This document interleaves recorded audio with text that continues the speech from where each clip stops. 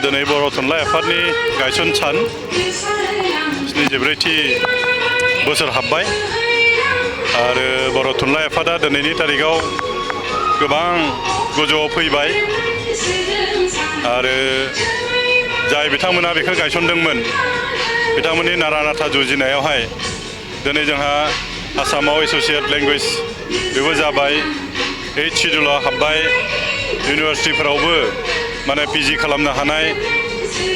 research खालामनो हानाय अबस्थायाव फैबाय नाथाय आथिखालाव दा नुनो मोन्दों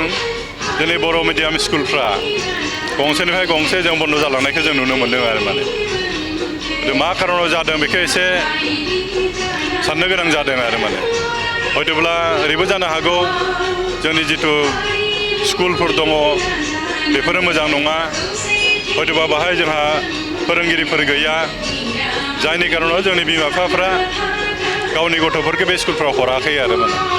दा बेखायनो आं बर' थुनलाइ आफादखौ आं खावलायदों जे जेसेबां हायो जोंनि बर' मिडियाम स्कुलफोराव फोरोंगिरि थिसननायनि बेलायाव गभर्नमेन्टजों सावरायनांगौ आरो बिसेस भाबे आंबो मोननैसो स्कुल आंनियाव मोननैसो स्कुलनि प्रिन्सिपालफोर फैदोंमोन बिथांमोननियाव बिएससि टिचार गैया हारसा मिडियामनि टिचारफोरखौनो फोरोंनो गोनां जादों हयथ' जोंनि बर' मिडियामनि गथ'फोरा बेखौ बुजिनो हाया दा बेफोरखौ लानानै मोजाङै सावरायनानै बोरै हायो जिहेथु जोंबो दायो सरकाराव दङ गभर्नमेन्ट बिटिसि गभर्नमेन्टआव दं बोरै हायो जोंबो सहाय खालामलांगोन बेफोरखौ लानानै मोजाङै सावरायलायोब्ला मोजां जागोन आरो इयुनावहाय